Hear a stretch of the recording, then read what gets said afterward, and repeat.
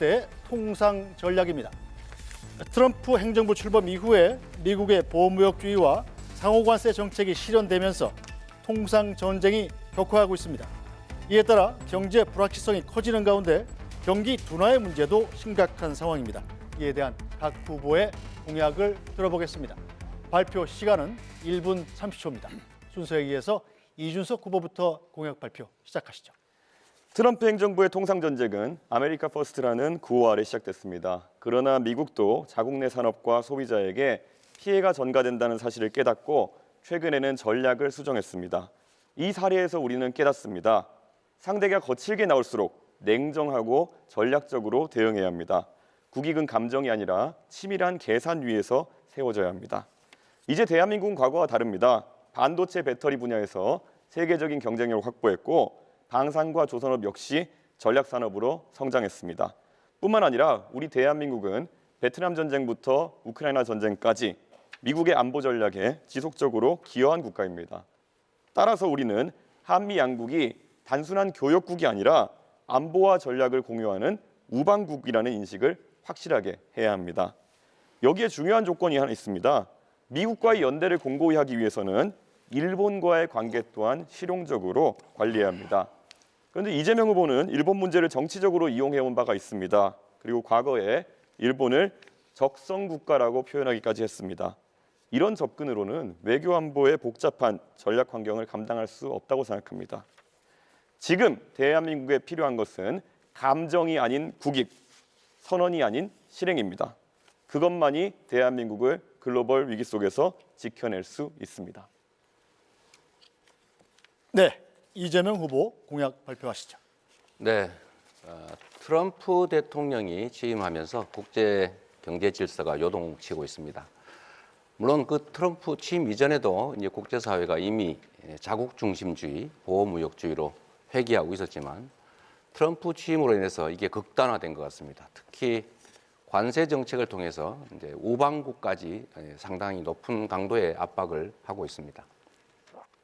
지금 당장 대한민국의 수출 기업들이 곤란을 겪고 있습니다. 그리고 지금 당장 미국과 관세 관련 협상을 해야 됩니다. 저는 이 협상에 있어서 가장 중요한 원칙은 국익 중심이라고 생각합니다. 미국도 요구하는 게 많겠지만 그걸 반드시 100% 관철하겠다는 것은 아닐 것입니다.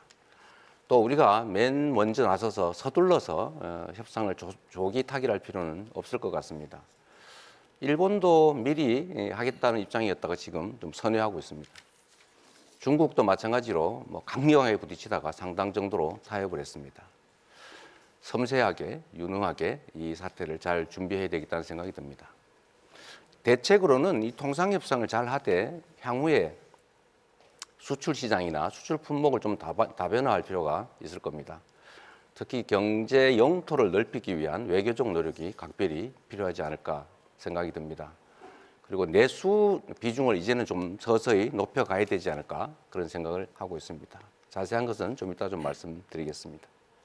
네, 김문수 후보 공약 발표하시죠.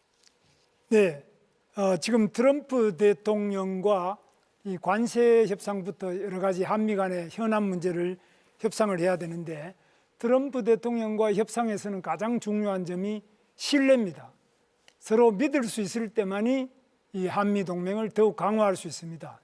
가장 트럼프 대통령과 저가 가장 우호적인 관계, 여러 가지 신뢰적인 관계가 형성되어 있습니다. 따라서 이런 신뢰를 바탕으로 한미 정상회담을 제가 당선되면 바로 정상회담을 개최를 해서 저희들의 여러 가지 문제, 한미 간의 현안 문제는 단순히 통상 문제만이 아니라 주한미군의 문제, 북한의 핵 무기에 대한 대응, 그리고 중국과의 관계, 또 러시아 문제, 우크라이나 문제, 여러 가지 문제가 있습니다. 우리 한국과 미국 사이는 여러 가지 측면에서 서로 가치를 공동으로 공유하고 있고 또 이익을 공동으로 공유하고 있습니다. 그렇기 때문에 이런 한미의 신뢰를 바탕으로 해서 관세 문제나 이런 문제를 7월 8일 관세가 유예되는 것이 종료되기 전에 성공적으로 끝내도록 하겠습니다. 네, 권영국 후보 공약 발표하시죠. 네, 국민 여러분, 트럼프 대통령의 관세 폭탄은 단순한 관세가 아닙니다. 그것은 약탈입니다. 국내에 투자해야 할 현대 삼성 자본과 일자리를 미국으로 빼앗아 가겠다는 것입니다. 이것은 통상이 아니라 우리의 경제 자주권에 대한 침략입니다. 저 권영국, 트럼프의 약탈적 통상에 굴복하지 않겠습니다. 대한민국의 경제 주권은 결코 협상의 대상이 아닙니다. 미국 눈치 보며 머리 조아리고 조공을 바칠 국민화하는 정부에겐 미래가 없습니다. 싸워야 할 때 싸우지 않는 지도자는 국민의 자존을 지킬 수 없습니다. 스스로 운명을 개척하는 지도자, 자존을 확립한 중견국가의 품격을 가지고 세계의 노동자들과 함께 트럼프와 맞서야 되지 않겠습니까? 그래서 제가 트럼프에게 레드카드를 보냅니다. 다시 보냅니다. 지금 세계는 트럼프와 맞서 싸우고 있습니다. 캐나다, 호주, 멕시코에서 결연하게 트럼프에 맞선 지도자가 승리하고 있습니다. 우리는 미국과 중국 어느 쪽에도 비굴 해서는 안 됩니다.